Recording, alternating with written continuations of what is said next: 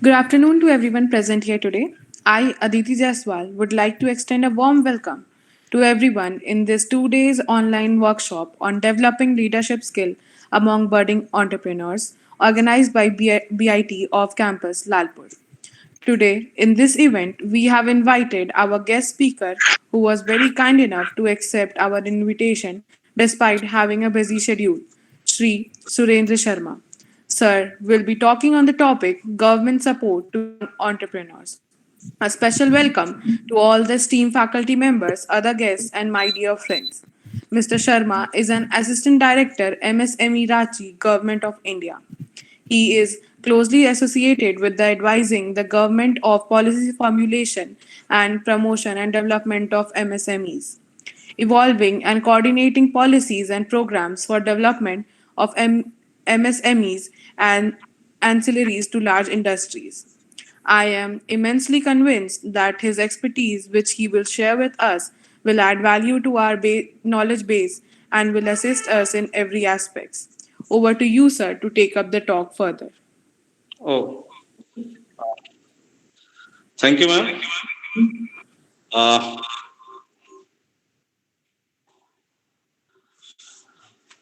First of all, I would like to give thanks to Anupama ma'am, Mili ma'am, to invite me as a guest speaker to address the gathering about the government scheme. We are privileged, sir. Sir मैं आपका स्वागत अपने हाथों से करना चाहती हूँ। मैं माननीय सह निदेशक MSME EDI श्री सुरेंद्र शर्मा जी को कार्यशाला के प्रथम दिन द्वितीय सत्र में सादर आमंत्रित करती हूँ।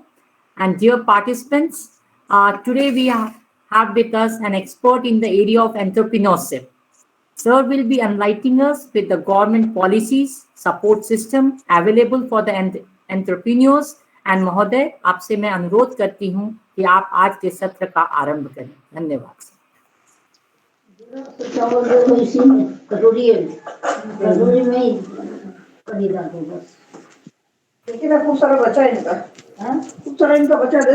Participants, you are requested to mute yourself. Ruchika Vijay Vargia, please. Thank you.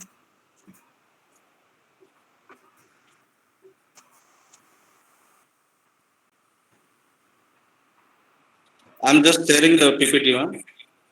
Yes, sir. Yes, sir.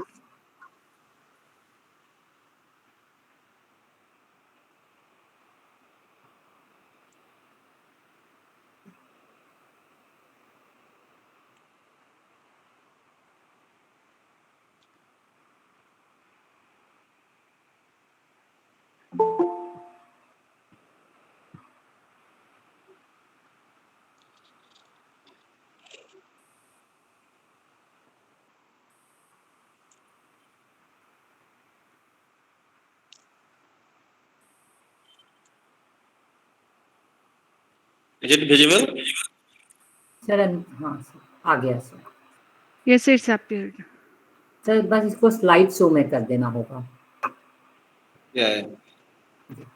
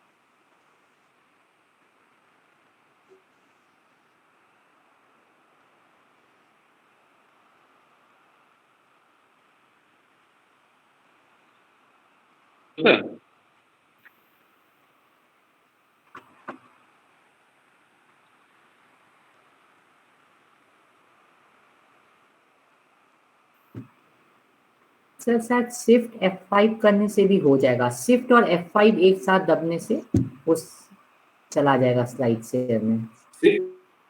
Shift F5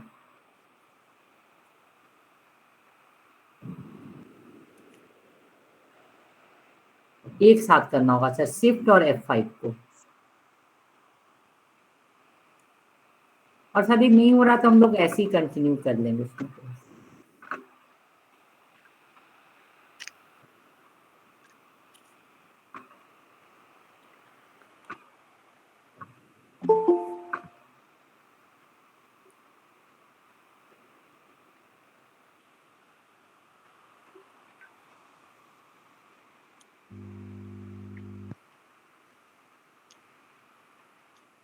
slide show.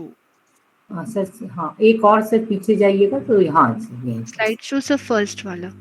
From beginning ji.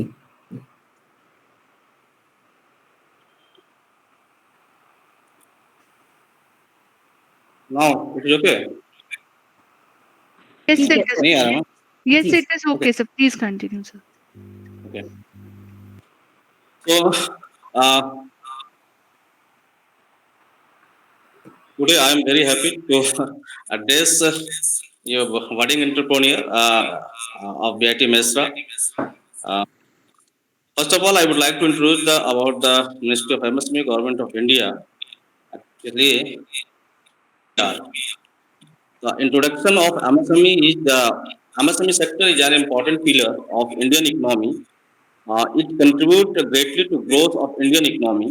A vast network of around 30 million units, creating employment of about 70 million, manufacturing more than 6,000 products in our country to MSME, a contribution of GDP about 45% to manufacturing output and about 40% of export directly and indirectly.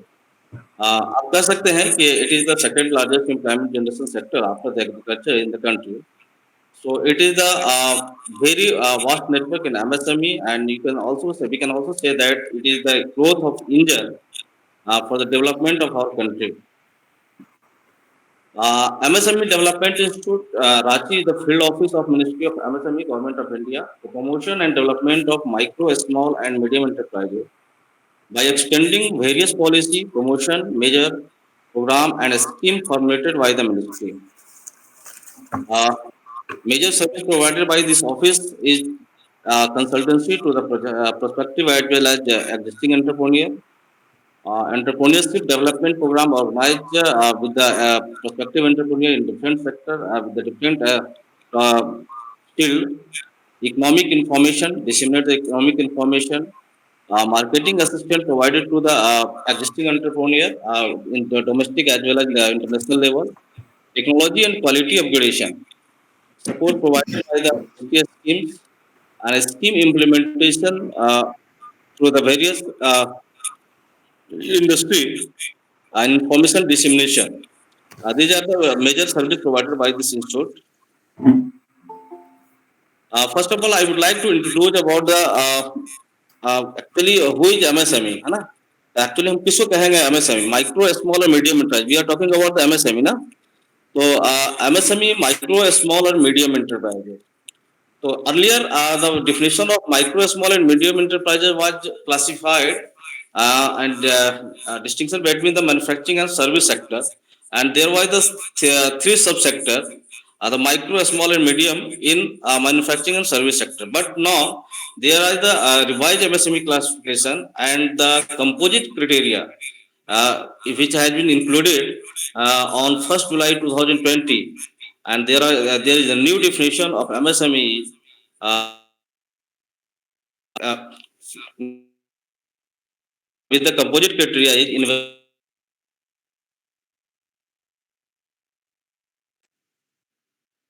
वो था सिर्फ plant and machinery का investment कर service in service equipment. तो ये manufacturing और service sector का definition था माइक्रो में, माइक्रो स्मॉल मीडियम एंटरप्राइजेस का. तो अभी जो क्राइटेरिया आया है जिसमें कि इन्वेस्टमेंट के साथ साथ जो है एनुअल टर्नओवर जो है वो इंक्लूड कर दिया गया. तो annual turnover definition of micro small medium enterprises जो है after the composite criteria, those enterprises which have the investment in plant and machinery or equipment up to 1 crore and the annual turnover not more than 5 crores is called micro enterprises. And in a small enterprises, there is the investment in plant and machinery equipment not more than 10 crore and annual turnover not more than 50 crore. It's called a small enterprises. And in medium enterprises, not more than 50 crore investment in plant and machinery and not more than 250 crore annual turnover is called the medium enterprises. So these are the new definition of the micro, small and medium enterprises. पहले आप देखेंगे कि जो हमारा micro small medium के अंतर्गत maximum जो medium में था वो 10 करोड़ प्लांट एंड मशीनरी का इन्वेस्टमेंट था वो था, लेकिन अभी उसको हम लोग 50 करोड़ तक का जो प्लांट एंड मशीनरी का इन्वेस्टमेंट है उसको हम एमएसएमई के अंतर्गत आ गया है। साथ ही आप देखेंगे कि 250 करोड़ का एनुअल टर्नओवर। बहुत सारे यूनिट ऐसे होते थे, जैसे कि आपने स्टार्टअप की बात करते थे, स्टार्टअप में बहुत सारे ऐसे यूनिट होते हैं जो सर्विस प्रोवाइड करते हैं। तो सर्विस प्रोवाइड करते हैं तो वहाँ पे मशीन जो होते हैं बहुत कम कॉस्ट की होती है, जिसकी वजह से क्या होता था कि वो जो लेकिन टर्नओवर उनका ज्यादा होता था, लेकिन एमएसएमई का बेनिफिट वो नहीं ले पाते थे। जिसकी वजह से क्या किया कि जो एनुअल टर्नओवर को इंक्लूड किया गया ताकि जो हमारे स्टार्टअप है या फिर न्यू एंटरप्रेन्योर है या सर्विस सेक्टर यूनिट है वो भी मैक्सिमम जो है एमएसएमई का स्कीम का बेनिफिट ले सके। तो इसको जो 10 करोड़ जो मैक्सिमम हमारा प्लांट एंड मशीनरी यूनिट है उसको 50 करोड़ लगे और एनुअल टर्नओवर 250 करोड़ तक ले गया। मिनिस्ट्री ऑफ एमएसएमई की तरफ से जो स्कीम चलाई जाती है वो prospective as well as existing entrepreneur के लिए बहुत सारे स्कीम ऐसे होते हैं, जैसे कि हम जो है एक basic MSME is the nursery of the entrepreneurship ना। तो हम लोग क्या करते हैं कि जो कॉलेज के बच्चे होते हैं, कॉलेज के स्टूडेंट होते हैं या फिर इंस्टीट्यूट के स्टूडेंट्स, उनको लेकर के पहले उनको मोटिवेट करने की कोशिश करते हैं towards the self employment. Government की क्या क्या फैसिलिटी है, क्या क्या स्कीम है, वो सारी स्कीम के बारे में उनको हम अवेयर करते हैं और एक एंटरप्रेन्योरशिप बनने के लिए क्यों आवश्यकता है उसकी विशेष तरह से जानकारी हम लोग देते हैं उनको जाकर के। तो एक स्कीम उसी में आता है entrepreneurship and skill development programme, जिसको हम लोग ESDP बोलते हैं शॉर्ट में। इसके अंतर्गत जो है वो 4 कंपोनेंट आते हैं। इस स्कीम का ऑब्जेक्टिव ये है कि to motivate the young person representing different section of the society including SC, ST, women, physically handicapped, ex serviceman and below poverty line person to consider self employment और entrepreneurship as one of the career option. अगर वो एक job नौकरी के साथ साथ में अगर वो एक एंटरप्रेन्योरशिप का कैरियर ऑप्शन लेना चाहते हैं तो उनके लिए जो है हम लोग इस तरह के प्रोग्राम करते हैं, ऑर्गेनाइज करते हैं to promote the new enterprises capacity building of existing MSME and inculcating entrepreneurial culture in the country. As we know that there is the very less entrepreneurship culture in our state and also in the country. Some states are doing very well, like the Gujarat, Maharashtra, and South state. There are huge scope in the Jharkhand. There are the number of CPSU, Central Public Sector Undertaking, and large scale industry in the Jharkhand. But still, somehow there is some likeness to develop in the culture, entrepreneurial culture in our student. So this ministry is trying to motivate such a kind of a student, those students which have the knowledge, skill, only need to motivate them towards the self-employment. So keeping it in the view, we organize some programs. So, one program is called the Industrial Motivational Campaign. 1 day programme होता है ये, और ये basically हम लोग college में ही जाके करते हैं, चाहे वो डिग्री कॉलेज हो, पॉलिटेक्निक, ITI या फिर इंजीनियरिंग कॉलेज हो, मैनेजमेंट कॉलेज हो, वहाँ पर जाकर के ये प्रोग्राम ऑर्गेनाइज करते हैं और उन्हें गवर्नमेंट की तरफ से क्या क्या सपोर्ट दी जाती है, गवर्नमेंट की क्या स्कीम है, whether state government, central government और बैंक फाइनेंस इंस्टीट्यूशन का, वो हम लोग डिफरेंट एजेंसी से लोग रहते हैं और वहाँ पर जाकर के जो हमारे प्रोस्पेक्टिव एंटरप्रेन्योर हैं उनको हम motivate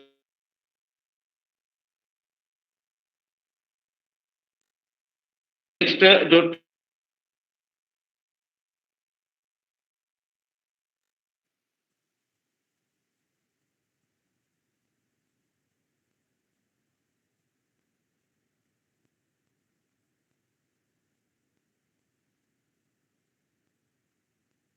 manufacturing the product, what kind of product, and provided the marketing opportunity of that product. So delivered by our faculty during the 2 week before the student participant. ESDP is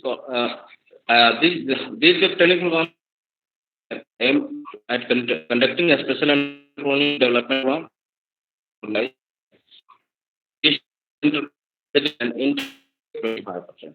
same चीज यहाँ भी है कि हम लोग 25 जो है prospective entrepreneur को लेकर के हम ट्रेनिंग प्रोग्राम ऑर्गेनाइज करते हैं, लेकिन इसमें एंटरप्रेन्योरशिप अवेयरनेस और एंटरप्रेन्योरशिप कम स्किल डेवलपमेंट प्रोग्राम में डिफरेंस ये है कि इसमें एंटरप्रेन्योरशिप के साथ साथ हम स्किल डेवलपमेंट भी करते हैं, यानी कुछ हम पार्टिकुलर टॉपिक को लेकर के हम करते हैं, यानी चाहे वो फूड प्रोसेसिंग से रिलेटेड हो, गारमेंट्स टेक्सटाइल्स जो हो, GNCs हो, इलेक्ट्रिकल मैकेनिकल किसी भी तरह का हो, depend upon the potential of the area, वहाँ पे किस तरह का पोटेंशियल है, किस तरह के बच्चों को हम ट्रेनिंग दें कि वो सेल्फ एम्प्लॉयमेंट कर सकता है, वहाँ पे रह करके खुद को रोजगार स्थापित कर सकता है। तो इस ऑब्जेक्टिव के साथ ही प्रोग्राम किया जाता है। Next one is the management development programme. ये 1 week activity aim at capacity building of MSME। The intake capacity of the programme is limited 25 participant. ये उनके लिए है जो हमारे MSME में एम्प्लॉय हैं, वेदर स्टाफ हो, सुपरवाइजर हो, मैनेजर हो, हम उनकी कैपेसिटी बिल्डिंग करने के लिए ये प्रोग्राम आयोजित करते हैं। और ये मैनेजमेंट प्रोग्राम होता है, चाहे वो फाइनेंस हो, मार्केटिंग हो, HRM हो, एक्सपोर्ट मार्केटिंग, एक्सपोर्ट पे हो, पैकेजिंग पे हो, या JM GST जो भी लेटेस्ट जो नीड होती है कि इंडस्ट्री की, SAP हो, ये सारे टॉपिक को लेकर के हम मैनेजमेंट डेवलपमेंट प्रोग्राम आयोजित करते हैं। और जो एग्जिस्टिंग एंटरप्रेन्योर को लेकर के, ताकि उनकी कैपेसिटी बिल्डिंग करें और डिसीजन मेकिंग एबिलिटी जो है उनके अंदर इम्प्रूव करने की कोशिश की जाए। नेक्स्ट वन इज द उद्यम रजिस्ट्रेशन। MSME जैसे कि हर किसी का एक आइडेंटिफिकेशन होता है कि हमारे कोई नाम से पहचानता है, किसी आइडेंटिटी से पहचान होती है, उसी प्रकार अगर आप एक MSME हैं तो MSME आपकी एक होती है और उसके लिए एक रजिस्ट्रेशन होता है MSME का, उसका काम है उद्यम रजिस्ट्रेशन। ये Government has organized a system to facilitate the registration of MSME. An enterprise for the purpose of this process will be known as Udyam, and its the registration process will be known as Udyam registration. And micro, small and medium enterprises may fill Udyam registration in the Udyam registration portal. ये उद्यम registration portal है और इस पे जो है वो MSME जो है अपने यूनिट का रजिस्ट्रेशन करवाते हैं। और इस उद्यम रजिस्ट्रेशन से पहले जो था हमारा जो MSME रजिस्ट्रेशन वो कहलाता था, वो था EM पार्ट 1, EM पार्ट 2, यानी एंटरप्रेन्योरशिप मेमोरेंडम पार्ट 1, जो कि टेम्पोररी रजिस्ट्रेशन होता है। अगर कोई पोटेंशियल प्रोस्पेक्टिव एंटरप्रेन्योर है और वो एक प्रपोजल देता है कि मुझे एक यूनिट लगानी है, तो वो एक EM पार्ट 1 रजिस्ट्रेशन होती थी। जब यूनिट लगा लेता था उसके बाद जो होता था EM part 2, entrepreneurship memorandum part 2 का रजिस्ट्रेशन होता है, जो परमानेंट रजिस्ट्रेशन होता था। 2015 में एक रजिस्ट्रेशन आई उद्योग आधार मेमोरेंडम, जो और ये EM पार्ट 2 जो उसको एबोलिश कर दिया गया, उद्योग आधार मेमोरेंडम, जो कि फ्री ऑफ कॉस्ट अभी था, ऑनलाइन रजिस्ट्रेशन प्रोसेस था एंड सेल्फ डिक्लेरेशन बेस पे, ओनली आधार कार्ड की जरूरत थी और उस पर रजिस्ट्रेशन कर दी। बट होता ना कि समय के साथ साथ कुछ इम्प्रूवमेंट की जरूरत होती है हर रजिस्ट्रेशन प्रोसेस में, हर सिस्टम में। तो उस सिस्टम में ये था कि चूंकि ऑनलाइन था, फ्री ऑफ कॉस्ट था, कोई भी कहीं से भी कर लेता था, और दिक्कतें ये आ रही थी कि कभी कभी ऐसा होता था कि जिनकी यूनिट नहीं है वो भी रजिस्ट्रेशन कर ले रहे थे, कभी कभी खुद कर रहे हैं तो इन्फॉर्मेशन क्या डालनी है क्या डाल देते थे। तो जिसके वजह से क्या हुआ कि अगर हम लोग सर्वे जब हमने किया तो देखा ये क्या है कि नंबर ऑफ MSME यूनिट तो बहुत बढ़ गया, पर एक्चुअल फिजिकल जो था फ्लोर पे जो था MSME यूनिट वो एग्जिस्ट नहीं कर रहा है। तो उसके बाद जो है जुलाई 2020 में जो है 20 में ये लाया गया उद्यम रजिस्ट्रेशन, और ये भी ऑनलाइन प्रोसेस है। बट इसमें जो इन्फॉर्मेशन डाली गई वो एक है कि वो आपके ITR है ना, IT और बैलेंस शीट के साथ में कर दिया गया है, फाइनेंशियल का, या उसकी डाटा जो है ऑटोमेटिक, ये जो है यानी कि आप गलत इंफॉर्मेशन आप नहीं दे पाएंगे, और उस डाटा के CBDT के जो आधार पे ही जो है आपकी यूनिट क्लासिफाई हो पाएगी, whether it is medium enterprises. इसकी फ्यूचर ये है कि MSME registration process is fully online and declaration, no document और proof are required to be uploaded, only Aadhaar number needed, PAN and GST link, detail on investment and turnover of enterprises will be taken automatically from the government database, जिसके मैं बोल रहा हूँ कि CBDT से ले लेते हैं। Online system will be fully integrated with income tax and GST system. No fee for filling Udyam registration. और जो वेबसाइट है आप देख सकते हैं कि उद्यम रजिस्ट्रेशन .gov.in वेबसाइट है। इस वेबसाइट पर जाकर के जो है आप अपनी यूनिट के रजिस्ट्रेशन कर सकते हैं, लेकिन ये registration only for the existing entrepreneur. ऐसा नहीं कि हमारे दिमाग में है कि हम कुछ करना चाह रहे हैं और ये रजिस्ट्रेशन करवा लें। जब तक कि आपकी यूनिट यानी कि एक किसी गवर्नमेंट स्कीम को आप अवेल करके या फिर डायरेक्टली अपनी खुद फंडिंग सपोर्ट से फंड से आप यूनिट लगाना स्टार्ट करते हैं, तब जाकर के इस रजिस्ट्रेशन की आवश्यकता होगी, अब तब रजिस्ट्रेशन कराने की आवश्यकता है। क्योंकि जब हम ये रजिस्ट्रेशन करते हैं तो उसमें हमें पूरी इन्फॉर्मेशन देनी होती है कि आपकी यूनिट कहाँ पे है, आपकी क्या इन्वेस्टमेंट है, क्या एम्प्लॉयमेंट है ना, number of employment, total investment, ये सारी चीजें जो है इन्फॉर्मेशन इसमें देनी होती है। सपोर्ट की बात अगर की जाए तो जो हमारा prime minister employment generation programme, जो ऑनरेबल प्राइम मिनिस्टर का एक फ्लैगशिप प्रोग्राम है, ये क्रॉस द कंट्री, ये हमारा ऑल इंडिया में ये स्कीम चलाई जाती है government of India, ministry of MSME का। इसका ऑब्जेक्टिव ये था कि to generate the employment opportunity in rural and urban area of the country, setting up of self employment micro enterprises for non farm sector, to provide continuous and sustainable employment to all segments of traditional and prospective artisan and rural urban unemployed youth, to increase the wage earning capacity of the artisan and micro enterprises. इस scheme का objective ये था कि जो हमारे जो आप देखेंगे कि हमारा जो रूरल माइग्रेशन हो रहा है, नहीं कि रूरल से जो अर्बन में हम लोग आ रहे हैं, लोग माइग्रेट होकर के आ रहे हैं। हर लोग को लगता है कि हम अर्बन में जाएंगे, शहर में जाएंगे, वहां पे हमको जॉब मिल जाएगा, जॉब अपॉर्चुनिटी वहां पे है ज्यादा। तो जो विलेज के लोग हैं वो कहीं ना कहीं वो विलेज हमारा खाली हो जा रहा है। जो वहां पे जो टैलेंट है, स्किल है, यूथ जो हमारे हैं, वो विलेज खाली हो जा रहा है, वहां पे कुछ हो नहीं पा रहा है। तो जब तक वहां पे कुछ होगा नहीं, कुछ इंटरप्राइजेज डेवलपमेंट नहीं होगा, क्रिएशन नहीं होगा वहां पे, वहां के लोगों को रोजगार नहीं मिलेगा, वहां की लाइवलीहुड इंप्रूव नहीं होगी, वहां की इंफ्रास्ट्रक्चर इंप्रूव नहीं होगी। तो इस ऑब्जेक्टिव के साथ ये स्कीम को लाया गया था, ताकि आप जो है आप घर पे रह के, गाँव में रह करके आप इस स्कीम को अवेल कीजिए और खुद का रोजगार स्थापित करके खुद का स्वावलंबी भी बने हैं, साथ में साथ दूसरों को भी रोजगार देने की दे सके। तो ये था। इसमें एलिजिबिलिटी क्राइटेरिया जो था कि any individual above 18 year of age can apply. 18 साल से कोई भी बड़ा हो तो वो इसको अप्लाई कर सकता है। इसमें प्रोप्राइटरशिप के साथ साथ हमने इसमें इंक्लूड किया गया है कि self help group, institution registered under society registration act 1860, production cooperative society and charitable trust are also eligible. मतलब ये भी जो है वो अप्लाई कर सकते हैं इस स्कीम को अवेल करने के लिए, अगर आप एक यूनिट लगानी चाह रहे हैं तो। नेचर ऑफ असिस्टेंट जो है, इसमें फाइनेंशियल सपोर्ट जो मिनिस्ट्री ऑफ एमएसएमई की तरफ से दिया जाता है, गवर्नमेंट ऑफ इंडिया की तरफ से, वो ये है इस स्कीम बेसिकली माइक्रो एंटरप्राइजेज के लिए। तो the maximum cost of project unit is eligible for 25 lakh in case of manufacturing sector and 10 lakh in case of service sector. अगर आप मैन्युफैक्चरिंग सेक्टर का आप यूनिट लगाना चाहते हैं, कोई भी यूनिट लगाना चाहते हैं, तो मैक्सिमम जो फाइनेंशियल सपोर्ट यानी जो है वो है आपका 25 लाख रुपए। और अगर सर्विस सेक्टर का कोई यूनिट आप स्टार्ट करना चाहते हैं तो उसके लिए 10 लाख रुपीज का फाइनेंशियल सपोर्ट है, फाइनेंशियल व्यवस्था है उसमें। इस स्कीम का जो फाइनेंस के साथ साथ सबसे बड़ा जो बेनिफिट है, जो ये फर्स्ट जनरेशन एंटरप्रेन्योर को मोटिवेशन का काम करता है, रिस्क टेकिंग एबिलिटी इंप्रूव करने की कोशिश काम करता है, वो ये है कि सब्सिडी प्रोविजन। यानी कि अगर हम इस स्कीम को अवेल करते हैं और जनरल कैटेगरी का एंटरप्रेन्योर है और वो अर्बन एरिया में हम लगाना चाहते हैं, तो टोटल प्रोजेक्ट कॉस्ट का जो है वो 15% सब्सिडी प्रोविजन है, और रूरल क्षेत्र के लिए जो है वो 25%। In case of SP including SC SC category का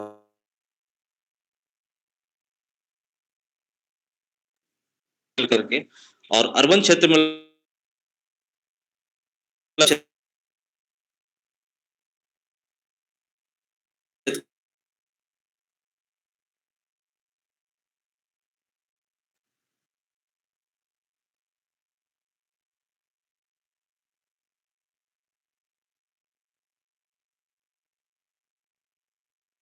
को एक और खासियत ये है, सपोज कि आपने अगर एसएससी लिया, अवेल करने के बाद सक्सेसफुली रन कर लिया, रन करने कहीं ना कहीं वो की रिक्वायरमेंट होगी, टेक्नोलॉजी अपग्रेडेशन की रिक्वायरमेंट होगी, क्वालिटी सर्टिफिकेशन की रिक्वायरमेंट होगी, मार्केटिंग असिस्टेंट की रिक्वायरमेंट होगी। डिफरेंट स्टेज होते हैं जिनकी रिक्वायरमेंट बढ़ने लगती है एक यूनिट को सस्टेनेबल ग्रोथ करने के लिए।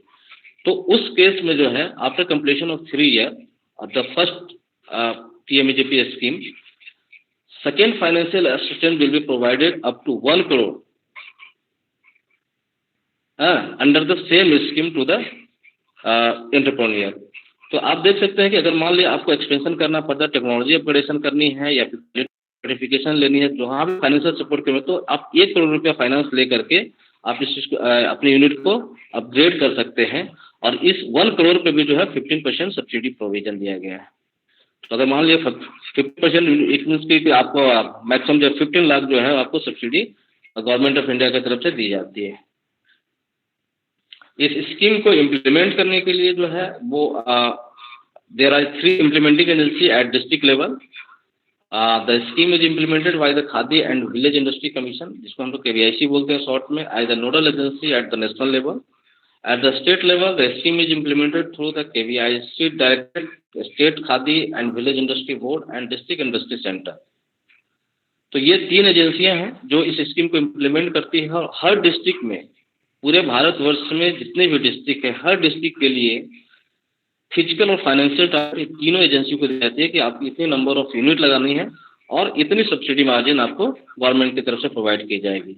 तो ये तीनों एजेंसियां जो है हर डिस्ट्रिक्ट में जो है एवरी ईयर जो है वो इम्प्लीमेंट कर रही है।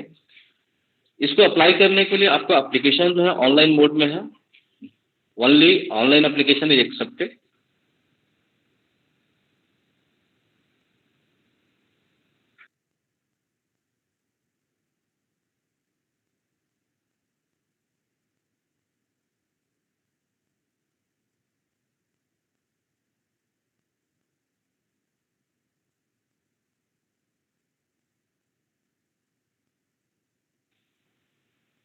Am I audible? Yes, sir. Okay. तो ये स्कीम है वो अवेल करने के लिए आपको जो है वेबसाइट है वो KVIC-online.gov हमारा वेबसाइट है, इस पोर्टल पे जा करके जो है आप इसको अप्लाई कर सकते हैं। एप्लीकेशन प्रोसीजर सिंप्लीफाई कर दिया गया, discontinuing the role of district level task force committee. ये जो पहले जो इस स्कीम को अवेल की थी उसमें जो हमारा जो फर्स्ट एंटरप्रेन्योर है वो जो अप्लाई करते थे, अच्छा तो ये जो स्कीम है only for the prospective entrepreneur, इसमें एग्जिस्टिंग एंटरप्रेन्योर नहीं, those who are educated and employed youth they can only apply under the PMAJP scheme. तो पहले जो होता था कि एप्लीकेशन जो आते थे उसको एक DLTFC की कमेटी होती थी, district level task force committee, under the chairmanship of DC और DM with the other member like the MSME, DIC, KVIC और बैंक। तो वो जो है उसको डिसकंटिन्यू कर दिया गया है 2020 से।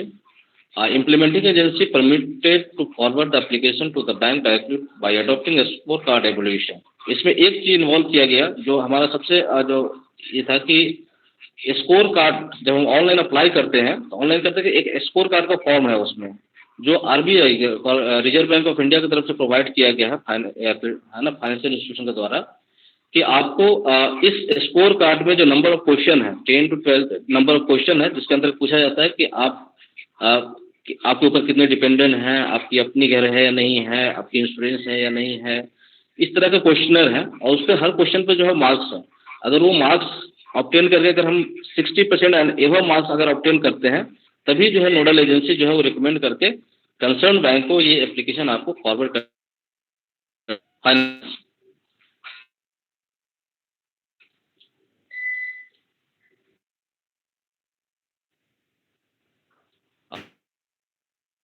Subsidy scheme.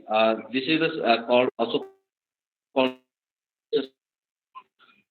and the objective of technology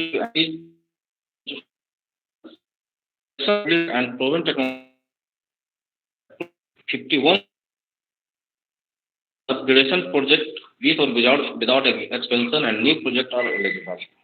ये जो है वो टेक्नोलॉजी अपग्रेडेशन, अगर सपोज कि आपकी यूनिट चल रही है या फिर आप कोई यूनिट प्रपोज आप कर रहे हैं जिसमें आप बेंचमार्क टेक्नोलॉजी जो है आप अपने यूनिट में लगाना चाह रहे हैं, जो अपग्रेडेड टेक्नोलॉजी की मशीन आप लगाना चाहते हैं, तो इसके अंतर्गत आप इस स्कीम को अवेल कर सकते हैं। और ये स्कीम में जो है 51 सेक्टर डिसाइड किया गया है, उस 51 सेक्टर में जो है वो नंबर ऑफ मशीन की लिस्ट भी है, और उसी मशीन अगर वो मशीन में उसमें से कोई भी मशीन आप अगर अपने यूनिट में लगाना चाहते हैं तो आप इस स्कीम को अवेल कर सकते हैं। और ये जो है इंस्टीट्यूशनल फाइनेंस, यानी कि आपको बैंक, जिस बैंक से आप फाइनेंस करवाएंगे उनको हर 11 जो नेशनलाइज बैंक है उनको जो user ID password ministry of MSME की तरफ से दिया गया है कि अगर आप इस स्कीम के अंतर्गत आप किसी को आप फाइनेंस करते हैं तो आप रिकमेंड करके डायरेक्ट मिनिस्ट्री को आप दे सकते हैं, और मिनिस्ट्री जो है after recommendation of bank ministry provide the subsidy amount to the entrepreneur. तो 50% इसमें जो सबसे इम्पोर्टेंट ये था कि इसमें जो है वो 15% सब्सिडी प्रोविजन भी रखा गया है, upfront subsidy of 15% on institutional credit up to the 1 crore. That is subsidy cap of rupees 15 lakh. In maximum 15 lakh या 15%, whichever is less. तो ये इसमें सब प्रोविजन दी गई है। इसको आपको ये जो है आपको ओनली न्यू मशीन पे ही है, सेकेंड हैंड मशीन में अलाउ नहीं किया जाता है इस स्कीम के अंतर्गत। आपको एकदम नए अगर मशीन आप लेते हैं तभी आप अप्लाई कर सकते हैं। इसके लिए जो है एप्लीकेशन का प्रोसेस ये है कि applicant meeting the eligibility criteria should approach to loan lending bank branch और पीएलआई, जिसमें आप SIDBI, Bank of India, Punjab National Bank, State Bank of India, ये सारे जो बैंक है, बैंक ऑफ बड़ौदा, ये 11 नेशनलाइज बैंक है जो इस स्कीम को अवेल कर इम्प्लीमेंट कर रहे हैं। और the lending bank branch will examine and apply for subsidy claim through a dedicated online application and tracking management system. जब बैंक जो है इस स्कीम के अंतर्गत आपको रिकमेंड करके हमारे यहाँ भेजता है तो आपके पास एक यूजर आईडी पासवर्ड दी जाती है, ताकि आप अपने ट्रैक करके चेक कर सकते हैं कि आपके पास जो है आपकी जो एप्लीकेशन है वो कहाँ पे है, whether it is at the financial institute और मिनिस्ट्री हैज अप्रूव और नॉट। तो you can see with the user ID और password which will be created at the time of recommendation by the bank. Credit guarantee fund trust scheme for MSC, जो CGT MSC एक scheme है जो इसका objective ये था कि the credit guarantee scheme for micro and small enterprises was launch by the government of India to make available collateral free of credit to the micro and small enterprises sector. Both the existing and the new enterprises are eligible to be covered under the scheme. Eligibility criteria, eligibility activity जो है वो ये है कि new as well as existing micro and small enterprises, guarantee coverage range from 85% for micro enterprises up to 5 lakh to 75% for other. 50% coverage is for the retail activity, यानी manufacturing और service sector का enterprises है और CGT MSc के अंतर्गत finance करवाना चाहते हैं तो उनको जो 5 लाख तक की लोन पर जो है 85% जो है गारंटी कवरेज जो है वो मिनिस्ट्री ऑफ एमएससी में लेती है, एंड उससे ऊपर का जो रहता है अमाउंट उस पर 75%। आपको क्या करना है, आपको एनुअल गारंटी फी है वो पेड करना होता है। वो ये है कि अप टू 5 लाख क्रेडिट, अगर 5 लाख तक आप क्रेडिट लेना चाह रहे हैं, फाइनेंस करवाना चाह रहे हैं तो 1% for the all category, and above 5 lakh and up to 50 lakh जो है उस पर 1.35% for women micro enterprises and 1.5% for others, and the above 50 lakh and up to 200 lakh credit 1.8% for all category. तो ये आपको जो है एनुअल गारंटी फीस देनी पड़ती है। रेस्ट जो रहता है वो कोलेटरल जो सीजीटी एमएससी होती है on the behalf of entrepreneur जो है वो कोलेटरल सिक्योरिटी लेती है। नेचर ऑफ असिस्टेंस जो है loan up to limit of 200 lakh and 2 crore is available for the individual MSC on payment of guarantee fee to bank by the MSC. How to apply? MSE meeting the eligibility criteria may approach eligible bank, financial institute, regional rural bank or NBFC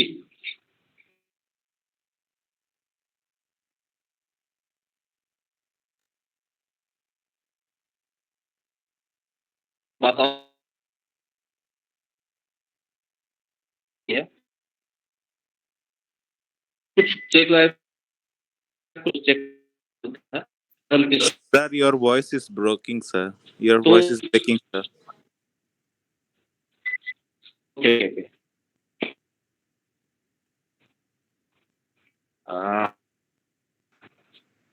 I think it's suppose कि अगर because of the bank के internet connection or something. Okay. Hello,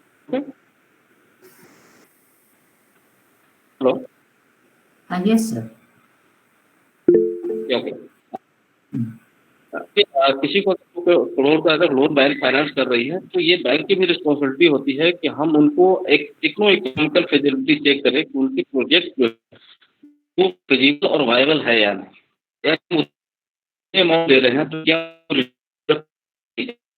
project से profit होगा या नहीं होगा, तो ये भी चेक करने की आवश्यकता होती है। अदरवाइज ये होता है कि गवर्नमेंट स्कीम में ज़्यादातर जो लोन होते हैं वो आप देखेंगे कि पीएमजीपी स्कीम, जब मैंने पहली बार बताया, कल हमारा एसएलबीसी की मीटिंग थी, उसमें अगर पीएमजीपी के स्कीम के अंतर्गत 30% एनपीए है, यानी टोटल जो लोन सेंक्शन है उसका 30% जो है एनपीए हमारे अकेले पीएमजीपी स्कीम में जा रहा है, यानी कि वो लोग चुका नहीं पा रहे हैं, चुका नहीं रहे हैं, तो वो थोड़ा सा दिक्कत आ रही है। नेक्स्ट वन जो हमारा है वो building awareness on intellectual property right, IPR. So, as we all know that there is a need of intellectual property to enhance the awareness of intellectual property right among the MSME to encourage the creative intellectual individual in Indian economy. There is a need of the MSME to provide the legal protection to the MSME in the field of patent, trademark, GI registration or the design registration. So, इसमें there are the four components in which the Ministry of MSME has provided the financial support to the MSME, and you can see here that for patent, geographical indication, trademark registration, and the new added the design registration is also covered under this scheme, and all these under this scheme we provide the financial support after the registration of the unit. So you can say that there are the four patent. There are two categories in the patent: domestic patent and international patent.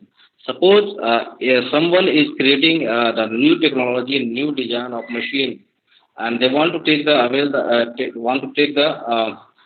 patent of their technology.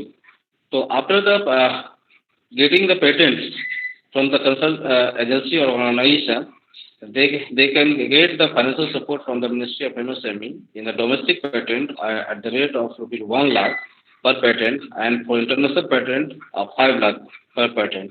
तो ये patent के लिए financial support.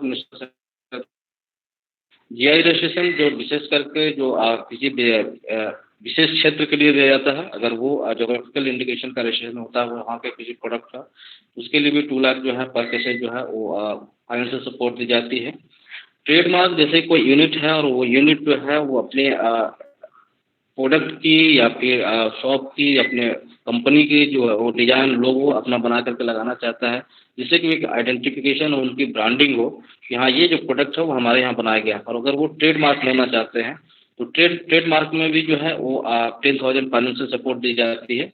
और सबसे important ये है कि जैसे कि आप ये सब स्कीम में जैसे ही आप अप्लाई करते हैं ट्रेडमार्क के लिए, आईपी इंडिया पर हम जब अप्लाई करते हैं और एमएसएमई के रजिस्ट्रेशन अगर हम उनको देते हैं कि I am registered with the MSME, तो जो कॉस्ट ऑफ ट्रेडमार्क है वो ऑटोमेटिकली जो 50% रिड्यूस हो जाता है, क्योंकि मोड ऑफ पेमेंट जो ऑनलाइन होता है, जैसे आप एमएसएमई का रजिस्ट्रेशन डालते हैं तो आपका जो कॉस्ट रहेगा, फी जो रहेगा वो 50% वहाँ पे रिड्यूस हो जाता है। पेटेंट रिम्बर्समेंट जो है वो 100% एक्चुअल कॉस्ट में होता है, 50% on grant at filling and 50% on grant of patent, यानी कि जब आप फिलिंग करते हैं उस समय जो है आपको 50% मिलता है और पेटेंट ग्रांट होने के बाद जो है वो 50% आपको पेटेंट रिम्बर्समेंट मिलता है। एक स्कीम 2016 में ऑनरेबल प्राइम मिनिस्टर द्वारा लॉन्च किया गया था जिसका नाम था zero defect zero effect certification for MSME. या इस कंट्री में ऐसे और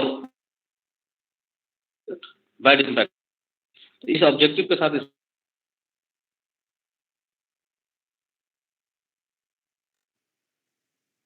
large scale PSO, MNC or MSME unit huge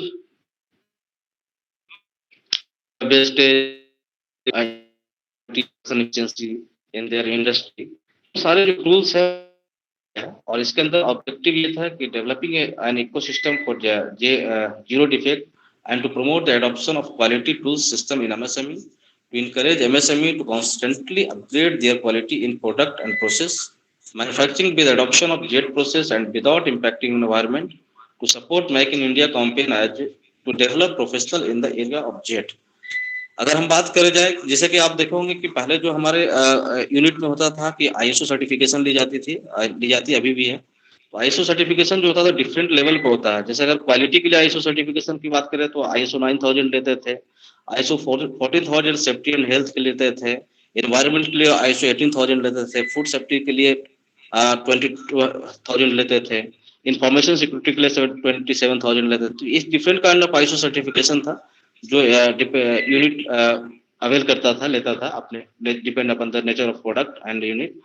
तो वो जो चीजें थी वो सारे जो है वो जेड सर्टिफिकेशन में मर्ज कर दिया गया, और इसमें जो है वो रेटिंग दी गया कि आपको वेदर यू आर रजिस्टर्ड, अगर आप जेड सर्टिफाइड यूनिट है, उसमें डिफरेंट लेवल है, ब्रॉन्ज, सिल्वर, गोल्ड, डायमंड करके लेवल है।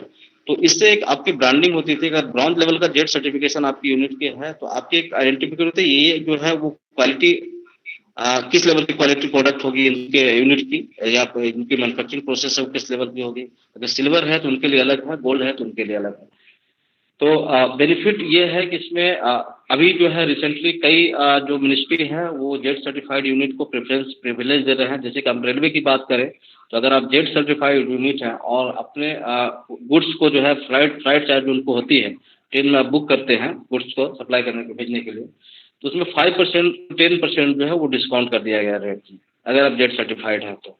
इसी तरह अगर आप सेंट्रल सीपीएसयू वगैरह में आप टेंडर वगैरह पार्टिसिपेट करते हैं तो वहाँ भी जेड सर्टिफाइड यूनिट के लिए प्रिविलेज दी गई है कि आप उनको वरीयता दी जा रही है। तो इसमें जो कई तरह का असेसमेंट प्रोसीजर है जो आपको जो ब्रॉन्ज, सिल्वर और गोल्ड सर्टिफिकेट लेने के लिए जेड का, उसमें ये है कि आप रजिस्ट्रेशन ऑनलाइन सेल्फ असेसमेंट करके होता है, जो फ्री ऑफ कॉस्ट होता है, आपको खुद करना है। JED.org.in पे जा करके उसमें क्वेश्चनर है, 20 क्वेश्चनर है, आप उस क्वेश्चनर का रिप्लाई करना होता है, ठीक है। उससे सेल्फ असेसमेंट आपका हो जाएगा कि हम उस क्वेश्चन को कितने मीट आउट करते हैं अपने यूनिट में, है ना, एलिजिबिलिटी क्राइटेरिया क्या हमारे यूनिट की है। उसके बाद जब सेल्फ असेसमेंट हो जाता है उसके बाद डेस्कटॉप असेसमेंट होता है, जिसके चार्जेस जो होती है वो 10,000 है। साइट असेसमेंट होता है जिनकी चार्जेस 80,000 है। एडिशनल जेड डिफेंस रेटिंग के लिए 40,000। इसी तरह आप देखिए कि हर स्टेज में जो है gap analysis and hand holding के लिए 1,90,000, रीअसेसमेंट एंड री रेटिंग के लिए 40,000। तो ये जो चार्जेज है अगर आप खुद कर रहे हैं तो कोई चार्जेज नहीं लगेगा, लेकिन अगर आपको नीड है कि किसी कंसल्टेंट के थ्रू जो है हम इसको इम्प्लीमेंट करवाएं, जो एक्सपर्ट एजेंसियां हैं, तो इसके लिए जो हमारा इम्पैनल एजेंसी है वो क्वालिटी काउंसिल ऑफ इंडिया है, QCI है, जो इस स्कीम को इम्प्लीमेंट करती है, और वहाँ का जो कंसल्टेंट है वो हैंड होल्डिंग सपोर्ट करता है MSME को इस स्कीम को इम्प्लीमेंट करने के लिए, जेड सर्टिफिकेशन लेने के लिए। तो चार्जेस जो है वो कंसल्टेंट का है, और इस चार्जेस पे मिनिस्ट्री ऑफ MSME जो है वो फाइनेंशियल सपोर्ट उनको करती है। एवरी चार्जेस पे जो आप देख रहे होंगे नीचे लिखा है subsidy for MSME will be 80%, 60% and 50% respectively. यानी कि अगर आप माइक्रो इंटरप्राइजेज हैं तो उसके लिए जो भी चार्जेज है उस पर 80% आपको financial support ministry of MSME की तरफ से दी जाएगी, 60% for small enterprises and 50% for medium enterprises. इसमें जब आप अप्लाई करते हैं तो चार्जेस बाद में देने की बात नहीं है। जैसे ही आप QCI का चार्जेज आएगा कि आप डेस्कटॉप असेसमेंट करवा रहे हैं, उनकी चार्जेस 10,000 है, तो already we have provided the fund to the QCI, है ना। Only unit has to pay the rest amount after the subsidy amount. तो यानी कि 80% के बाद का जो अमाउंट होता है वही अमाउंट जो है उनको QCI को उनको पेमेंट करनी होती है। Support for entrepreneur and manager development of MSME through incubation. हम जैसे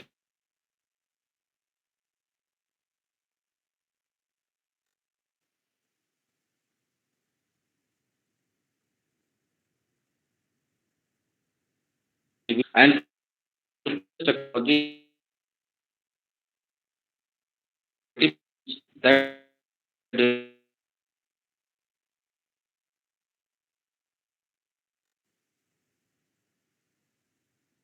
ठीक है, तो आप इनक्यूबेशन स्कीम को अवेल कर सकते हैं। इसके लिए जो है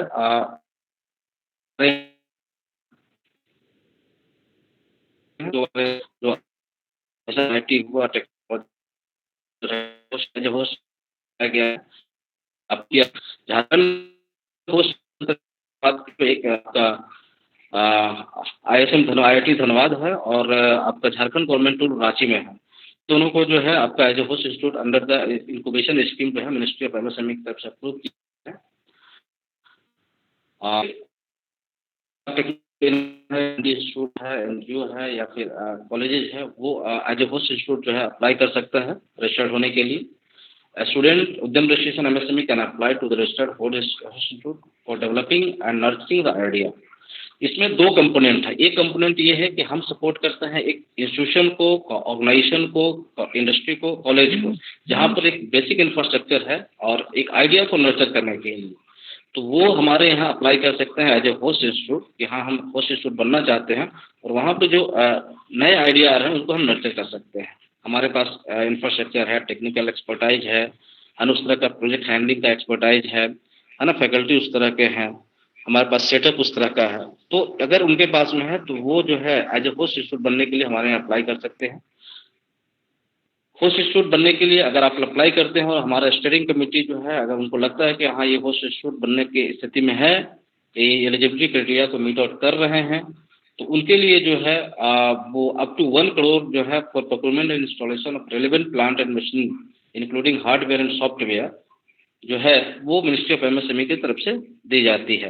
क्योंकि अगर आप होस्ट इंस्टीट्यूट बनते हैं तो बहुत तरह के चीज़ों की रिक्वायरमेंट होगी, जैसे कि आपको एम्प्लॉय भी रखने होंगे, सॉफ्टवेयर हार्डवेयर परचेज करने होंगे, कुछ मशीन एंड टूल्स भी परचेज करने होंगे। तो ये सारे चीज़ों को आपको एस्टेब्लिश करने के लिए जो है मिनिस्ट्री ऑफ MSME की तरफ से जो है 1 करोड़ को प्रोवाइड की जाती है। नेक्स्ट, अब होस्ट इंस्टीट्यूट को जो है एटलीस्ट 10 आइडिया जो है उनको डेवलप करना होता है कि एटलीस्ट आप 10 आइडिया जो है आप डेवलप कीजिए, नर्चर कीजिए उसको।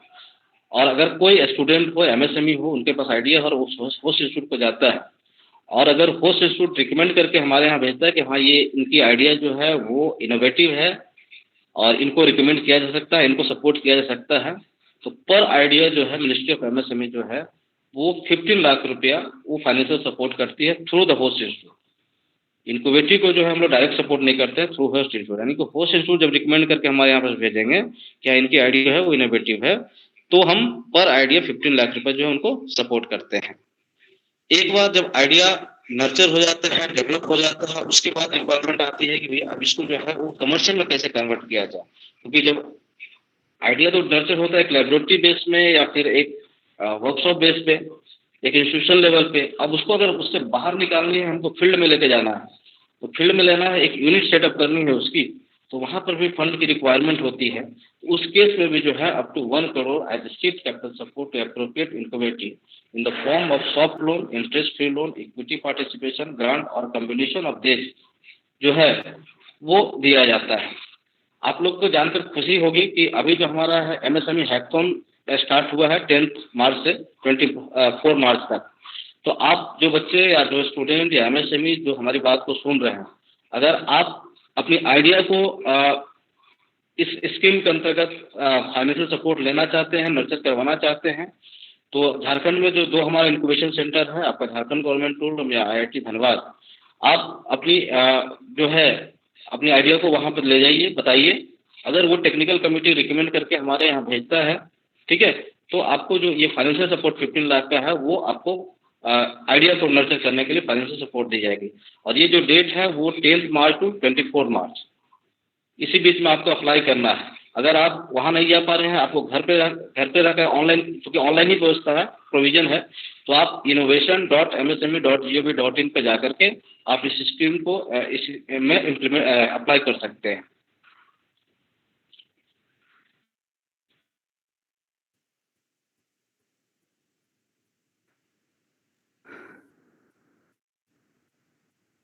पॉलिसी जो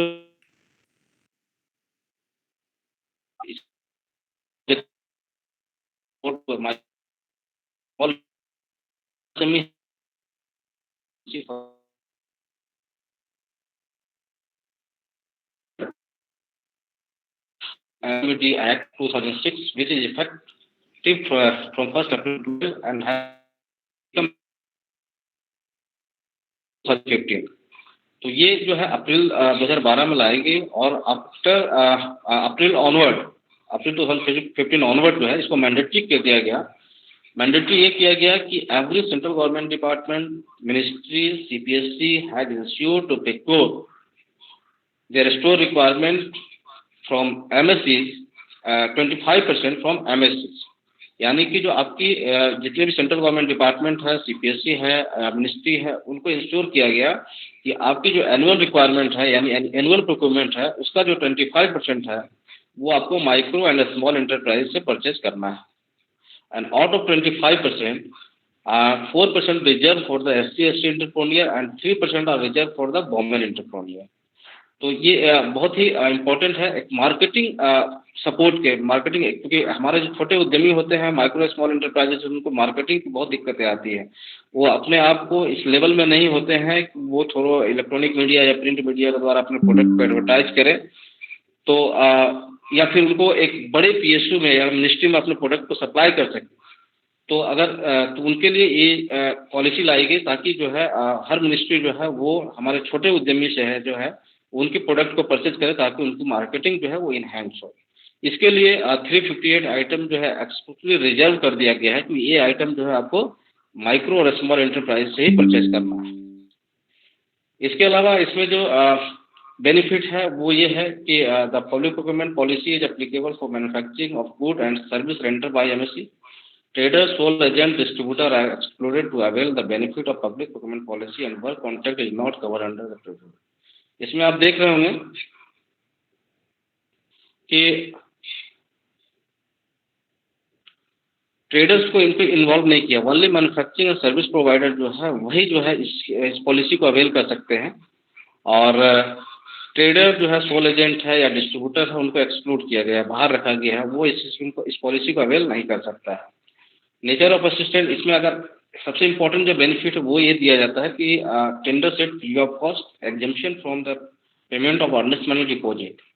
सपोज कि हमारे एक छोटे उद्यमी हैं, माइक्रो स्मॉल एंटरप्राइजेज हैं, एंटरप्रेन्योर हैं, और वो एक बड़े लेवल में या CPSU के साथ मिनिस्ट्री के टेंडर को पार्टिसिपेट करना चाहते हैं, तो उनकी जो टेंडर कॉस्ट होती है और EMD अग्रिम जमानत राशि जिसको बोलते हैं हम, अर्नेस्ट मनी डिपॉजिट, वो उनको पे करना होता था। लेकिन अगर आप MSME में रजिस्टर्ड यूनिट हैं तो आपको ये दोनों जो है वो वेव ऑफ हो जाता है, यानी टेंडर कॉस्ट जो है वो एंड अर्नेस्ट मनी डिपॉजिट है दोनों वेव ऑफ हो जाता है। ये बहुत ही बड़ी मतलब राहत की बात होती है MSME के लिए अगर उनको टेंडर कॉस्ट नहीं देना पड़ता है, क्योंकि टेंडर कॉस्ट ऐसा है कि अगर वो 5 to 10% देना होता है टोटल प्रोजेक्ट कॉस्ट का, और वो तब तक होल्ड रहता है कस्टमर के पास में जब तक कि वो उसकी प्रोजेक्ट कंप्लीट ना हो जाए। आफ्टर कंप्लीशन भी जो है वो पैसा रिटर्न आने में दिक्कत होती है, कई तरह के कंडीशन होते हैं उसमें। लेकिन अगर MSC को एक MSME सर्टिफिकेशन के बाद में जो है अगर ये ना देना पड़े तो बहुत बड़ी राहत होती है, जिसकी वजह से उनकी जो वर्किंग कैपिटल होती है, लिक्विडिटी अमाउंट होता है, वो मार्केट में रहता है, उनके पास रहता है, और वो नंबर ऑफ प्रोजेक्ट पे वो काम कर पाते हैं। अब इसकी वजह से ये होता है जो पहले 1-2 टेंडर पार्टिसिपेट करते हैं वो नंबर ऑफ टेंडर पार्टिसिपेट करने लगे, ऑल इंडिया बेस पे वो टेंडर पार्टिसिपेट करने लगे हैं, तो उनके लिए एक मार्केट अपॉर्चुनिटी बढ़ गई। दूसरा इसमें बेनिफिट उनको है कि इन tender participating MSCs quoting price within price band of L1 plus 15% shall also be allowed to supply a portion of requirement by bringing down their price to L1 price। इसमें जो है एक और बेनिफिट दिया गया है कि सपोज आप टेंडर किसी का PSU का भर रहे हैं, CPSU का भर रहे हैं, और वहाँ पे जो है एक लार्ज स्केल एंटरप्राइजेज या अनरजिस्टर्ड MSME यूनिट है वो L1 है, तो एज पर रूल जो होता है वो टेंडर L1 को जाता है। लेकिन अगर चूंकि आप MSME रजिस्टर्ड यूनिट हैं तो वहाँ पर भी जो है आपको L1 plus 15% का बेनिफिट दिया जाता है, और इसमें अगर उससे अगर हम 15% जाते हैं कि उनका 100 रुपीज़ और मेरा 115 है तो भी एटलीस्ट जो 25% प्रोजेक्ट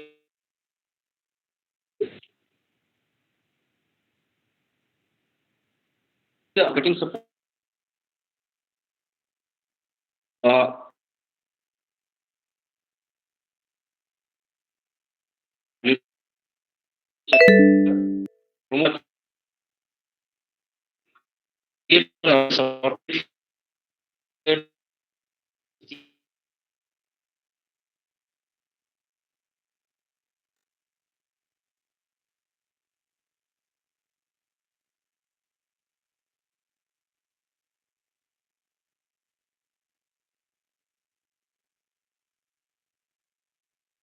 और अगर वो अप्रूव है तो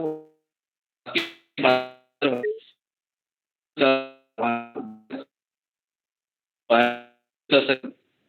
और इसके लिए जो हमारे यहाँ से सपोर्ट उनको मिलते हैं, फाइनेंशियल सपोर्ट जो है वो है 80% subsidy on space rent paid by the general category unit and 100% for SC ST women physical handicap as personal district unit limited to 1.5 lakh for metro and class A city, 1 lakh for B class city and 80,000 for other city और actual whichever is less.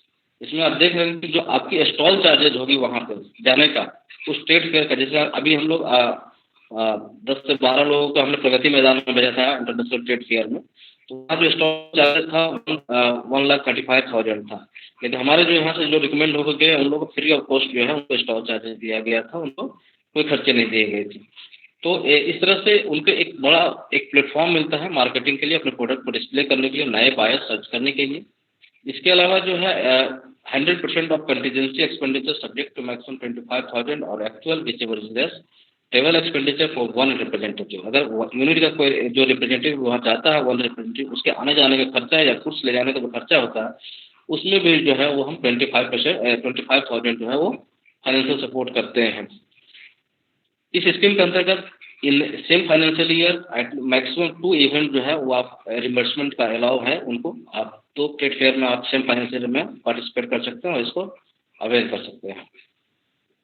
ये MSc CDP scheme है, ये existing entrepreneur के लिए है, तो इसमें हम ज़्यादा नहीं जाएंगे। आपको एक चैंपियन पोर्टल है, ये जो हमारा लॉकडाउन जब हमारा कोविड-19 आया उस समय आप देखे होंगे कि हम लोग घर से बाहर नहीं निकल पा रहे थे, और घर से बाहर न निकलने के बावजूद जो है हमारा जो सप्लाई चेन हो वो कैसे ब्रेक ना हो, मैन्युफैक्चरिंग कैसे ब्रेक ना हो, लोगों तक जो है राहत की चीज़ें कैसे पहुंचाई जाए, तो डिफरेंट चैलेंजेस आ गए थे उस समय।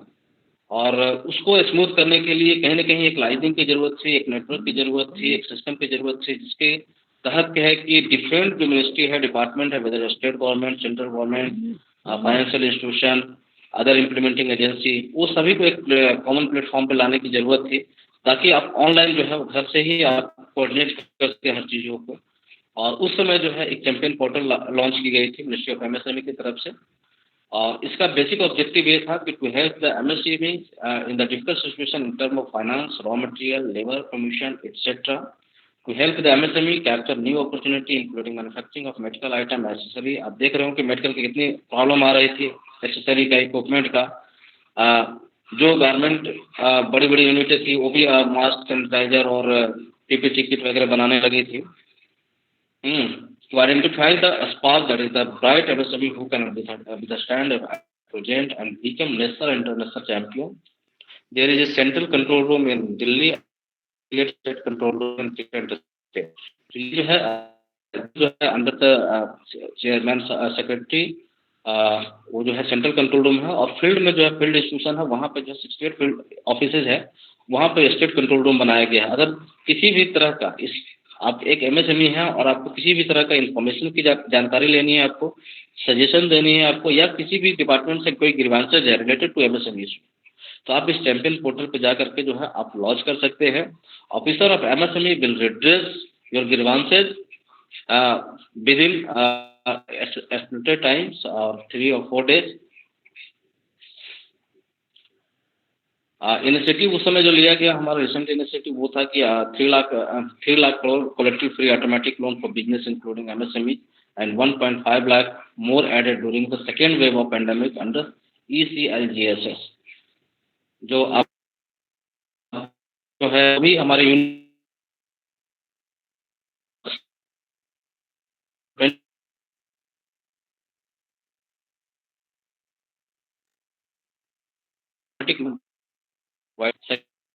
1.5 और ऐड कर दिया गया ना हो, और जो जरूर हमारे कंट्री के है एसेंशियल आइटम की जरूरत में लोगों तक इजीली पहुंचाया जा सके।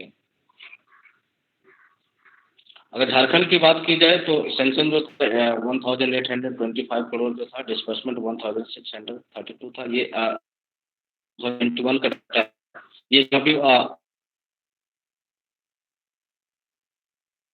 जो है 20,000 crore subordinate debit for MSME, 50,000 crore equity infusion through MSME fund to fund.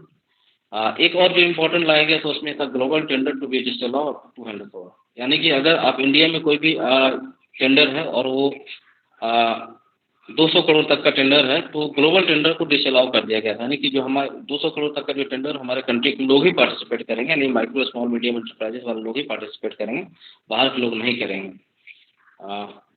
New definition of MSME including retail and wholesale trade MSME for limited purpose of private sector लेंगे। पहले जो था मैन्युफैक्चरिंग और सर्विस सेक्टर के MSME में आते थे, लेकिन अभी जो न्यू डिफिनेशन के अनुसार जो है रिटेल को और होलसेल को भी इंक्लूड कर दिया गया है। लेकिन प्राइमरी सेक्टर लेंडिंग के लिए उनको एक लिमिटेशन दी गई है कि हर चीज़ों में जो है उनको जो सब्सिडी स्कीम जो होती है वो उनको नहीं मिल पाता है।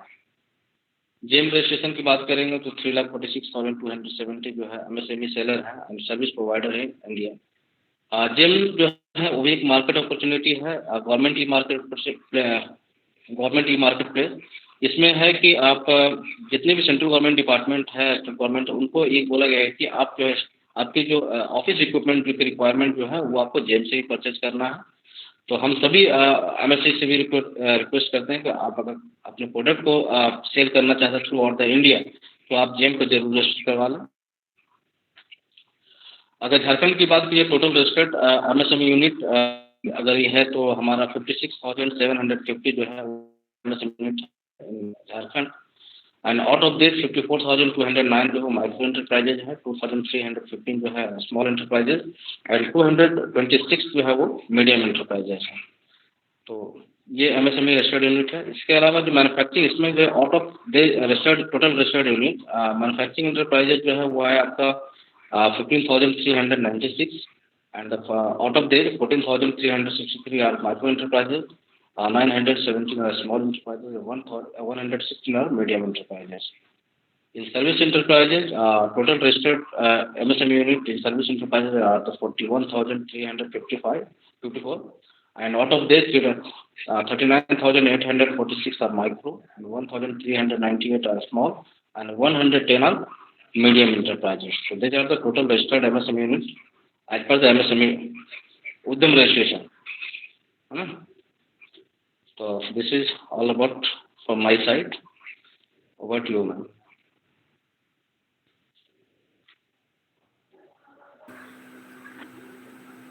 Ma'am, should we open up Yes. for the interactive session now? Yes. So, sir, we are going to have a interactive session where students, whatever their doubts are there, they can freely ask. So, Okay. may I request dear participants and dear students who are associated with us currently, so whatever your doubts are there, please feel free to ask your doubts to Mr. Surinder Sharma sir, who is from MSN. So I hope you all had an enlightening session. So Very good afternoon, sir. Yes, Arun. Very good afternoon, sir. Yeah, good afternoon. तो जैसा कि हम सभी जानते हैं कि corona काल में एमएसएमई एक ऐसा सेक्टर रहा है जो कि काफ़ी ज़्यादा प्रभावित हुआ था। तो भारत सरकार या राज्य सरकार की ऐसी कौन सी परियोजनाएं चल रही हैं या आने वाली हैं जिससे उनको जो लॉस हुआ था उस लॉकडाउन पीरियड में वो कवर अप हो जाए या उस तरीके का लॉस उनको आगे ना देखना पड़े, अगर आने वाली परिस्थितियों में आने वाले समय में ऐसी कोई परिस्थिति बनती है कि दोबारा लॉकडाउन लगाया जाए, तो उसके लिए भारत सरकार या राज्य सरकारें ऐसे कौन से कदम उठाने वाली हैं जिनसे उनको लाभ होगा सर? ओके, जैसे कि हमने पीपीटी में भी आपको दिखाया था कि जो हम लोग फाइनेंशियल सपोर्ट की बात कर रहे थे, जो इमरजेंसी क्रेडिट लैंडिंग वाले जो है वो 3 लाख करोड़ की है, जो फाइनेंशियल वो जो सपोर्ट था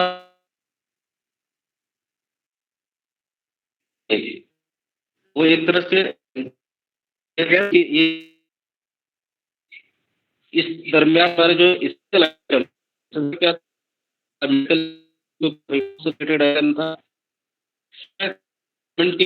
वाला जो है वो स्कीम चलाई जा रही थी, जिसके अंतर्गत ये था कि आप कोई भी प्लांट एंड मशीनरी अगर रिलेटेड वो ऑलरेडी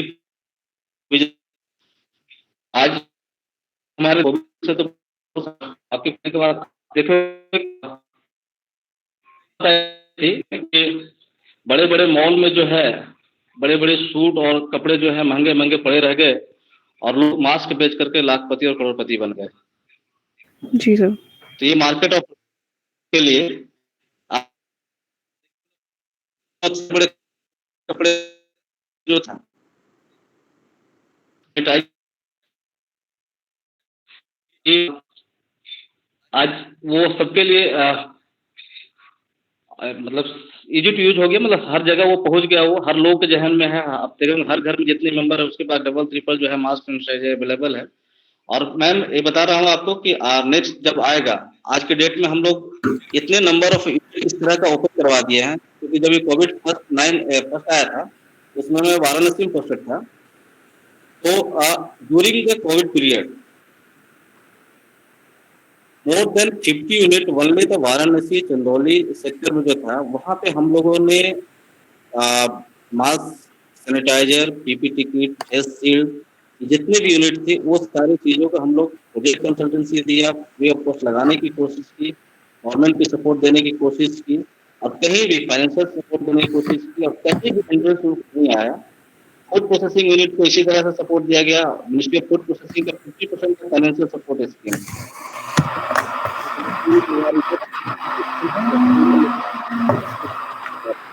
नंबर ऑफ इनिशिएटिव ली गई है एमएसएमई को सपोर्ट करने के लिए मिनिस्ट्री ऑफ एमएसएमई की तरफ से और मिनिस्ट्री ऑफ फूड प्रोसेसिंग की तरफ से, मिनिस्ट्री ऑफ आयुष की तरफ से, जो एमएसएमई को खड़ा करने का कोशिश काम कर रही है। ये तो कंटिन्यूअस है, डिपेंड अपन कब किस तरह की जरूरत है। जब कोविड-19 आया था तो हमने कभी आप देखे होंगे कि कोई सैनिटाइजर यूज नहीं करता था, हम हॉस्पिटल में ही देखते थे सैनिटाइजर, मास्क भी नहीं यूज करता था लोग, है ना। लेकिन आज देखेंगे हर लोग अवेयर है, हर लोग यूज कर रहा है, उसकी भी आज मार्केट में बहुत बड़ी डिमांड है, मार्केट अपॉर्चुनिटी बहुत बड़ी है। जी मैम। जी sir, thank you sir.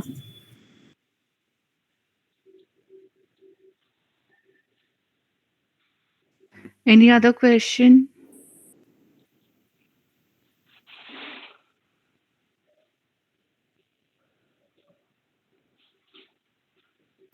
Sir एक और सवाल था मेरा। जी। सर भारत सरकार जो परियोजनाएं लाती है जैसे प्रधानमंत्री स्वनिधि योजना हो गई या इस प्रकार की जो अन्य योजनाएं आती हैं, तो क्या ये सिर्फ भारत सरकार तक ये राज्य सरकारों के ऊपर निर्भर होता है कि वो भारत सरकार की परियोजनाएं लागू करेंगी या नहीं, या ये उनको करना उनके लिए मजबूरी होती है या इनके लिए जरूरी है? अनिवार्य। जी सर। देखिए हर चीज का प्रोटोकॉल होता है, हायरार्की सिस्टम होता है। सेंट्रल गवर्नमेंट की जो भी स्कीम होती है थ्रू रूट करती है स्टेट गवर्नमेंट के थ्रू। कहीं न कहीं स्टेट का इन्वॉल्वमेंट जरूरी होता है और उनका कंसेंट भी जरूरी होता है। हालांकि रिसेंटली आप कुछ स्टेट में देखा जा रहा है कि सेंट्रल गवर्नमेंट की स्कीम है या पॉलिसी है उसको लोग इम्प्लीमेंट नहीं करने में थोड़ा सा रुचि कई गवर्नमेंट दिखा रही है। लेकिन अगर आप ऑब्जेक्टिव तो यही रहता है कि अगर सेंट्रल से नोटिफाई हो गया तो उसको स्टेट में इम्प्लीमेंट करना है, ठीक है। तो खास करके एमएसएमई का जो स्कीम होता है वो हमें लगता है कि हर स्टेट फॉलो कर रहा है, हर स्टेट इम्प्लीमेंट कर रहा है। थोड़ी बहुत चेंजेस जो है स्टेट पॉलिसी आता है, वो अपना चेंजेस लाते हैं, बट वो सभी को करना ही होता करना। आप जैसे prime minister employment generation programme की बात की जाए, आज के डेट में अगर झारखंड स्टेट की बात की जाए, झारखंड स्टेट की बात की जाए तो स्टेट गवर्नमेंट इंडस्ट्री डिपार्टमेंट है, प्रोस्पेक्टिव एंटरप्रेन्योर के लिए जो है इस स्कीम के अलावा कोई भी स्कीम उसके पास में नहीं है जो जिला उद्योग केंद्र संचालित करती है। इसी तरह अगर हम यूपी में अगर देखा जाए तो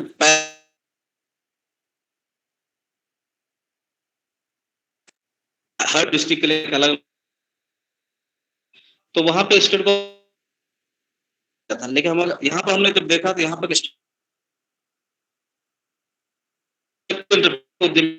हम कर रहे हैं,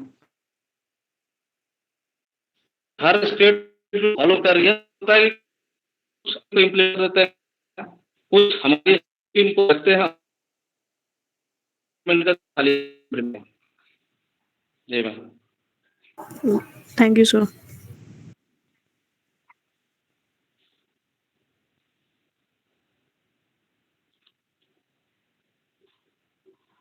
सर एक रिक्वेस्ट था मेरा, सर स्मार्ट हैकाथॉन वाला जो लीफलेट था वो मैंने बच्चों में डिस्पर्स कर दिया है, बट उसके बारे में आपने मेंशन भी किया, वो अगर थोड़ा सा आप एक्सप्लेन कर देते बच्चों को, बिकॉज हमारे स्मॉल साथ आज हैकाथन। बच्चे भी जुड़े हुए हैं। अच्छा, 1 सेकंड।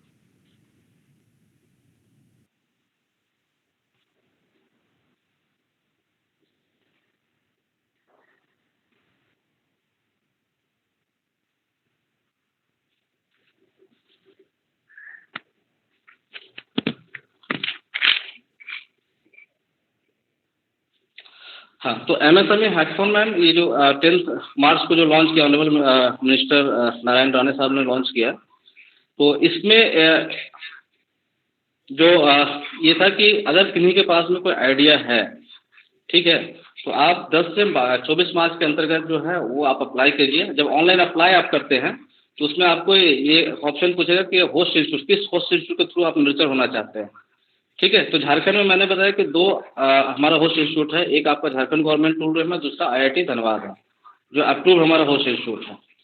तो आप उस 2 में से किसी को भी आप सिलेक्ट कर सकते हैं, वहाँ आप चला जाएगा, आपका एप्लीकेशन चला जाएगा। एप्लीकेशन जाने के बाद जो है आपकी जो भी आइडिया है वो थ्रू पीपीटी आप जा करके ऑनलाइन या फिर आपको उनके ऑफिस में जा करके जो है उनको आप बताएं, उनको प्रेजेंट करें उनको। वहाँ जो स्टीयरिंग कमेटी हमारा टेक्निकल टीम है वो उस आपकी आइडिया को देखेगा, देखने के बाद जो है वो ऑनलाइन जो है वो रिकमेंड करके मिनिस्ट्री ऑफ एमएसएमई के पास में रिकमेंड करके भेज देता है। अगर हम चूंकि उनके रिकमेंडेशन के बाद अगर लगा कि हाँ वो सही है, प्रोजेक्ट अप्रूवल है, तो आपको आइडिया नर्चर करने के लिए जो झारखंड गवर्नमेंट टूल रूम है या फिर आईआईटी धनबाद है, वहीं पर आपको एक एरिया दी जाएगी, है ना, एक ऑफिस दी जाएगी जहां पर रह करके उस आइडिया को आपको नर्चर करना है। और वो आइडिया को नर्चर करने के लिए जो भी टूल्स, इक्विपमेंट, रॉ मटेरियल की रिक्वायरमेंट होगी, उसके लिए जो हमने बताया कि 15 लाख रुपए जो है financial support ministry of MSME पर आइडिया को प्रोवाइड करेगी। So complete support, marketing, technical support, economic visibility support, सारा कुछ। इसमें तो बेसिकली इनोवेटिव आइडिया है ना, ये आइडिया ऐसा लग रहा है जो अभी फ्लोर में है नहीं, मार्केट में है ही नहीं। हाँ, इनोवेटिव आइडिया, नया। हाँ, उस आइडिया को नर्चर करना है यहाँ पे। अच्छा, तो उसके लिए ये फंड दिया जाएगा और उनको इस पे वर्क करना होगा under the guidance of technical team.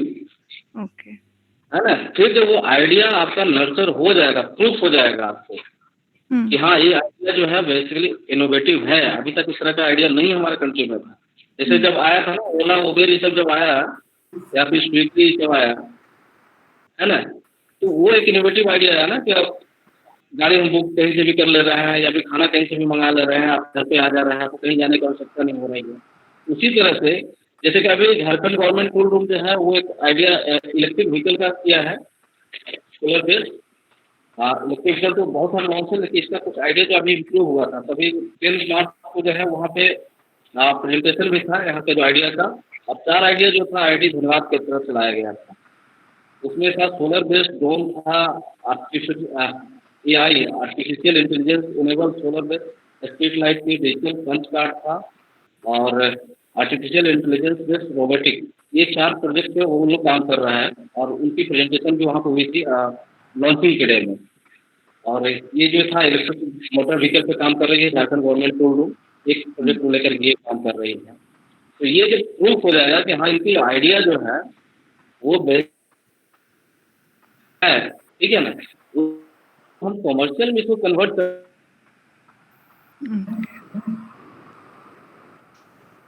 कर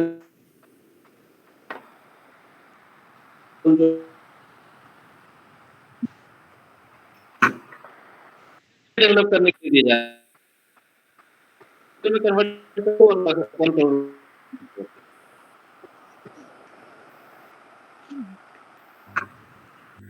सर और एक मेरी क्वेरी थी सर, आपने बोला ये होस्ट इंस्टीट्यूट रजिस्ट्रेशन से, ये क्या है? मतलब अगर हम लोग चाहें रजिस्टर करना तो तो आप हमारे जो पोर्टल है अमेजन वहाँ पर ऑनलाइन जो है अपनी पूरी डिटेल तो आप और वो हमारे यहाँ आया है ना। तो जो भी आपकी एक्सपर्टाइज है सारी डिटेल इन्फॉर्मेशन जो आप अप्लाई करेंगे उसमें अप्लाई करने के बाद जो है हमारे टीम जो है हेडक्वार्टर अप्रूव करता है। तो हम थोड़ा स्क्रूटनी करेंगे, बीआई लेवल पर स्क्रूटनी होता है कि अगर इन्फॉर्मेशन करेक्ट और नॉट। अगर वो करेक्ट है तो फिर हम रिकमेंड करके हेडक्वार्टर को भेज देते हैं। अगर वो हेडक्वार्टर आपको अप्रूव कर देता है ना, अगर वो हेडक्वार्टर आपको अप्रूव कर दिया कि इनकी जो इन्फॉर्मेशन है, जो इन्फॉर्मेशन प्रोवाइड किया है इन्होंने होस्ट इंस्टीट्यूट के लिए वो सही है, तो आपको अप्रूव होस्ट इंस्टीट्यूट डिक्लेयर किया जाता है। साथ ही साथ 1 करोड़ रुपया जो है बेसिक इंफ्रास्ट्रक्चर डेवलप करने के लिए, जैसे tool, equipment, hardware, software, staff जो आप रखेंगे उसकी सैलरी वगैरह देने के लिए जो है वो 1 करोड़ रुपये फाइनेंशियल सपोर्ट होस्ट इंस्टीट्यूट को प्रोवाइड करती है। ये तो अभी तक झारखंड में जैसे हमने बताया कि 2 ही लोग हैं, झारखंड गवर्नमेंट टूल और IIT धनबाद 2 ही लोग कर पाए हैं, इनका अप्रूव हुआ है। सर कुछ प्री रिक्विजिट्स है, कोई क्राइटेरिया? क्राइटेरिया में मैडम ये रहता है कि आपके कॉलेजेस में, आपके इंस्टीट्यूशन में कुछ ऐसे कोई प्रोजेक्ट पे काम चल रहा हो, इनोवेटिव प्रोजेक्ट पे काम चल रहा हो जिस पे आप काम कर रहे हैं, आपके यहाँ ऐसे प्रोजेक्ट पे हैंडलिंग करने का एक्सपर्टाइजेशन हो, वो इंफ्रास्ट्रक्चर अवेलेबल है वहाँ पे, जहाँ पर कि बच्चे जा करके स्पेस आपको प्रोवाइड करनी होगा। अगर आप होस्ट इंस्टीट्यूट बनते हैं तो जो भी आइडिया आपके पास जाएगी उसके लिए जो लैबोरेटरी वगैरह सेटअप करनी हो या फिर उनकी ऑफिसेज हो वो आपको ही प्रोवाइड करनी हो, वहाँ पे रख के ही सीखेंगे वो। अच्छा, वो सारे अवेलेबल है या नहीं है वो देखा जाता है। Any other question from the participants? Yes, ma'am. Yes, Vishal. Sir, Please go ahead. sir, good afternoon, sir. क्या होगा? सर 2021 जून में मैंने एक स्टार्टअप किया था ट्रेडिंग यूनिट का सर। ट्रेडिंग का? Yes sir. हाँ। उसमें मुद्रा के तहत मेरे को 10 लाख का सीसी भी मिला था सर। ओके। और लास्ट 7 to 8 मंथ्स में 1.38 करोड़ का मेरा टर्नओवर भी रहा सर। ओके। तब उसको इनहेंस करने के लिए क्या करवाना होगा सर, और CGT MSc में कैसे आएगा सर? अभी पहले आपने 10 लाख का सीसी करवाया है, अभी 1.5 करोड़ का टर्नओवर हो गया है। Yes sir. एप्लीकेशन का जो प्रोसीजर है कि जो भी आपके टर्नओवर होता है, यस सर, उसका 20% सीसी लिमिट होता है। उसका सॉरी सर, उसका 20% जो है वो मिनिमम 20% जो होता है वो सीसी लिमिट होता है। Okay sir. तो आप कर लीजिए, उसको मिल जाएगा। CGT MSc जो हमने बताया था उसमें 2 करोड़ तक का जो है वो विदाउट कोलेटरल सिक्योरिटी है। अगर आपका टर्नओवर अच्छा है, तो बिजनेस ट्रेंड में है, आपका कंटिन्यूअस ग्रोथ कर रहा है, आप जो है आप CGT MSc कर सकते हैं। तो सर तो 2 करोड़ तक वो कोलेटरल फ्री है या कोलेटरल हो रहा है सर? नहीं, कोलेटरल फिर आप हमने बताया था ना कि उसमें देखिए आप 85% अप टू 5 लाख के लिए 85% है, उसके ऊपर का जो 75% है, यस सर, है ना, वो कोलेटरल Yes, सिक्योरिटी yes. होता है on the behalf of entrepreneur जो है मिनिस्ट्री ऑफ MSME और SIDBI लेता है, ठीक है ना। आप yes. देना होता है एनुअल गारंटी फी। गारंटी फी जो रहता है 1% से लेकर 1.8% टोटल फाइनेंस अमाउंट का रहता है, वो आपको पेड करना रहता है। Okay sir, thank you.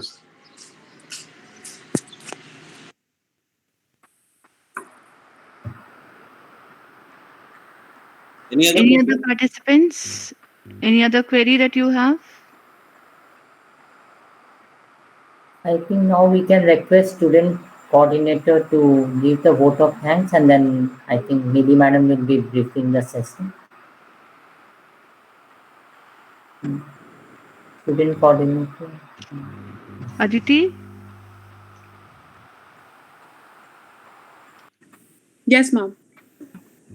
Appealingly pointed out by Sir, I would like to express our deep thanks on the behalf of BIT Lalpur campus to our guest speaker, Sri Surendra Sharma, for such an amazing and informative presentation, giving us an insight on this relevant topic.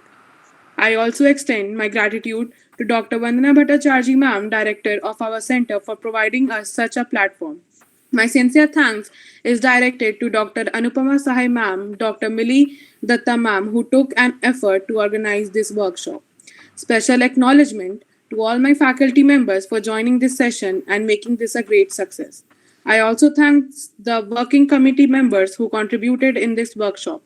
I would also like to express my gratefulness to all the attendees for taking out time and supporting us for this 2-day informative workshop.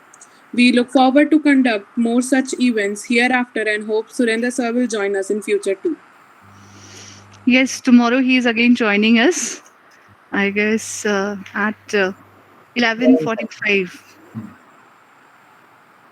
So we'll So, be meeting you again tomorrow at 11:45. and And thank I you, think sir. this is the Today, most informative session which we have learned. Actually, the much needed. practical is something different. And what the theoretical, so most of the experience which you shared was more practical in nature. And I think our students will be, and the participants will benefited from this all, and especially tomorrow's session of how to get the funds. Yes, Miri ma'am. Yes, sir. Like you have given us immense amount of information. I guess all the information related to support, what necessary support is required for an entrepreneur to start their journey. I think you have briefed everything about it. Like usually when we want to start up with our journey, it's the government that we look forward to first. Firstly, your bootstrapping that is there, but beyond that, it's the commercial and then the government support. So these schemes that have been launched, they are of immense importance, and I guess all the students and all the participants who are looking forward to become an entrepreneur, they would have already get a lot of information on this perspective. So again, let's meet tomorrow and get enlightened with the perspective of funding. So, sir, we'll be looking forward to you tomorrow again at 11:45 for this. Thanks to all of Thanks. you. Thanks to each and every Thank you. participant.